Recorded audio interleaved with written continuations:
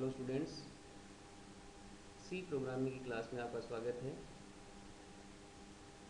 Government polytechnic के अंदर ये सब्जेक्ट जो है वो मैकेनिकल में और इलेक्ट्रॉनिक्स में 210 कोड के नाम से है, और इलेक्ट्रिकल के अंदर ये E208 के नाम से अभी ये चल रहा है, जो इनका कोड नाम है। इस सब्जेक्ट के बारे में हम थोड़ी सी चर्चा करेंगे, क्योंकि आज अपनी पहली क्लास है इस सब्जेक्ट के लिए।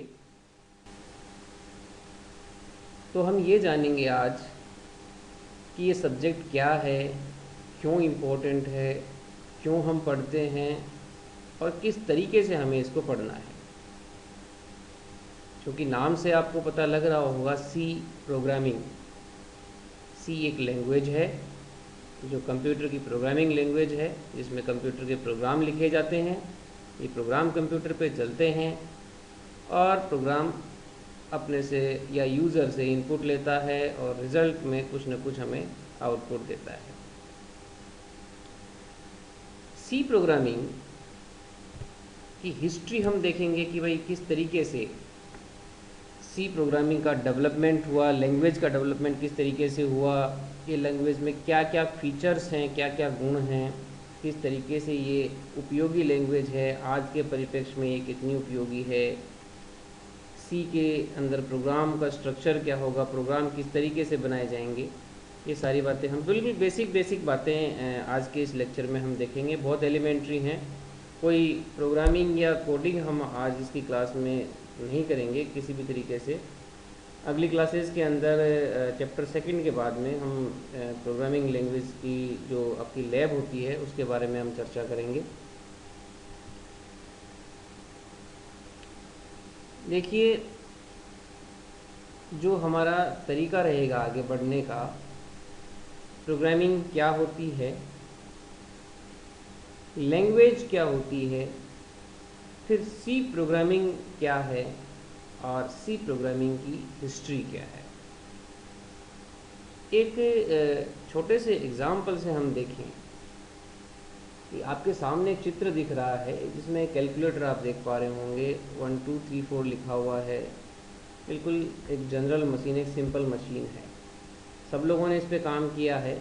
क्या काम करता है, इसमें सिंपल फंक्शंस होते हैं आपके एडिशन के, सब्ट्रैक्शन के, डिवीज़न के, मल्टीप्लिकेशन के।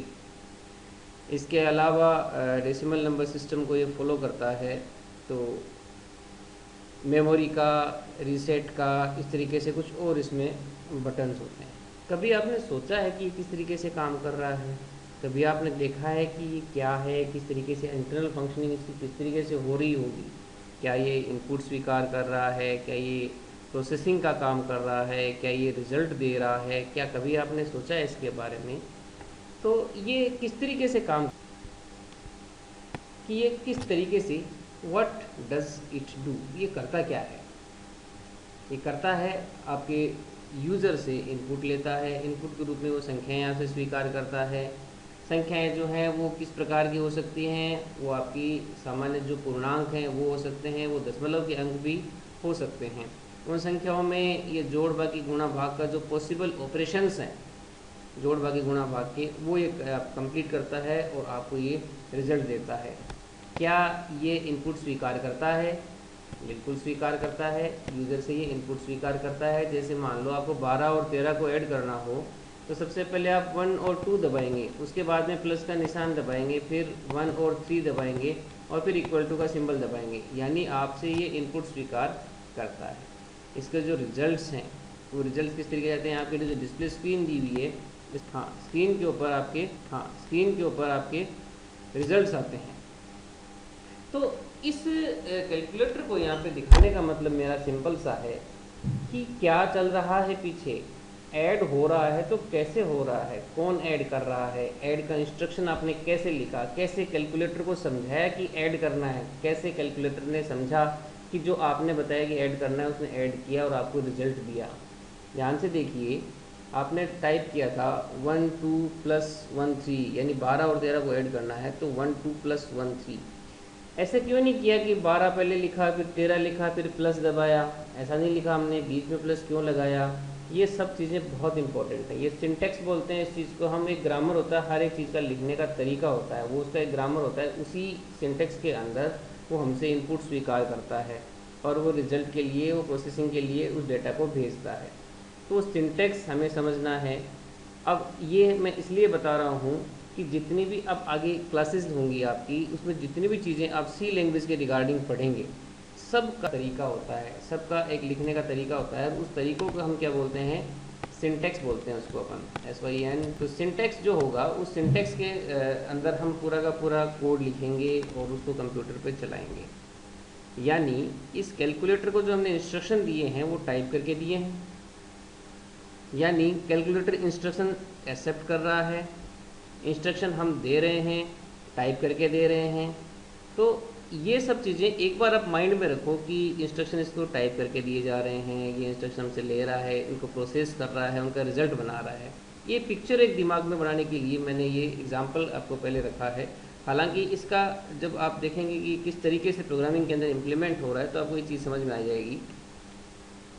समझने का जो तरीका होता है वो जिस तरीके से हम बचपन में जब स्कूल में गए थे, तो हमने सबसे पहले टीचर ने जो पढ़ाया थे हमें थोड़े से हाथ के मूवमेंट के हिसाब से सीधी लाइन, टेढ़ी लाइन इस तरीके से खींचना सिखाया। उसके बाद में कैसे कबूतर, कैसे खरगोश, इस तरीके से हमें हिंदी सिखाने के लिए हिंदी की वर्णमाला के अक्षर सिखाए गए थे, जिसमें कै कै गै गड़ है, जो वर्णमाला है उसके अंदर वो सारी चीज़ें हमें लिख लिख के दिखाई गई थी, सिखाई गई थी, और हमने सबसे पहले वही सीखी थी।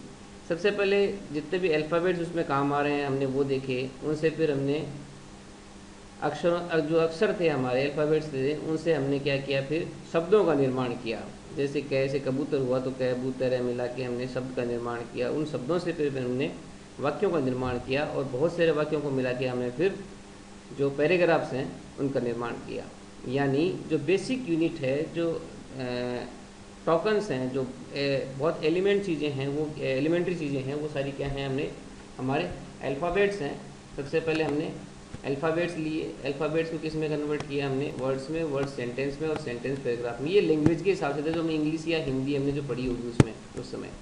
अभी जो हम पढ़ रहे हैं सी के अंदर कि हमारे स्टेप क्या रहेंगे किसी भी लैंग्वेज को सीखने के लिए, ये भी बिल्कुल लगभग वैसा ही है कि सबसे पहले हमें क्या सीखना है, सी के अंदर कौन कौन से अल्फ़ाबेट्स काम में लेते हैं हम। इसको हम सी का कैरेक्टर सेट बोलते हैं कि सी लैंग्वेज के अंदर क्या क्या पॉसिबल कैरेक्टर्स हैं वो अलाउड हैं, सिंबल्स अलाउड हैं कि नहीं, वो सारा हम पहले देखेंगे। उसके बाद में हम ये देखेंगे कि उन जो अक्षर जो हमने लिए हैं कि भाई इन अक्षरों को हमें परमिशन है काम में लेने की, उन अक्षरों से क्या कांस्टेंट बनेंगे, वेरिएबल बनेंगे, लेटर्स बनेंगे, यानी वर्ड्स बनाएंगे। अल्टीमेटली उनका ग्रुप बनाएंगे, अक्षरों का ग्रुप, वो वर्ड्स बन जाएगा।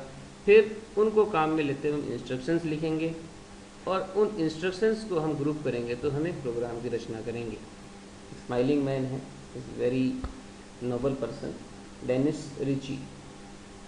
AT&T बेल लेबोरेटरीज़ के अंदर इन 1972 के अंदर सबसे पहले डेनिस रिची ने, उनके साथ एक साथी और थे इनके, डेनिस रिची ने सी लैंग्वेज को डेवलप किया। बेसिकली उस समय पे BCPL और लैंग्वेज बी जो है वो पहले से चल रही थी। इन लैंग्वेज को बेस मानते हुए डेनिस रिची ने इस सी लैंग्वेज का निर्माण किया, और इसका जो निर्माण के पीछे जो रीज़न था, वो उद्देश्य ये था कि एक यूनिक्स ऑपरेटिंग सिस्टम है, यदि आपने नाम सुना हो तो, यूनिक्स ऑपरेटिंग सिस्टम को लिखा जाना था, उसे फाइनली सी लैंग्वेज के अंदर ही लिखा गया था, और उसे पावरफुल, बहुत सिक्योर बनाया जाना था। उसके लिए इन्होंने अपनी तरफ से एक नई लैंग्वेज ही डेवलप करी, ताकि अब एक सिक्योर, मोर सिक्योर एक ऑपरेटिंग सिस्टम तैयार किया जा सके। जिस ऑपरेटिंग सिस्टम में जनरली अपन विंडोज़ ऑपरेटिंग सिस्टम काम में लेते हैं, या एंड्रॉयड जो भी लेते हैं अपन फ़ोन के अंदर, यूनिक्स जो है वो बहुत ही पावरफुल और सिक्योर ऑपरेटिंग सिस्टम है। और लाइनक्स ऑपरेटिंग सिस्टम और जो आपका एंड्रॉयड ऑपरेटिंग सिस्टम है, ये सारे उसी पे बेस्ड हैं। 1978 के अंदर, 72 के अंदर इसका डेवलपमेंट हुआ था, पहले सबसे पहले लिखी गई थी। 1978 के अंदर जब इसका पब्लिकेशन हुआ प्रोग्रामिंग लैंग्वेज के रूप के अंदर, तब एक कंप्यूटर की जो प्रोग्रामिंग, जो कंप्यूटर का जो एरिया था उसमें एक रिवॉल्यूशन आया।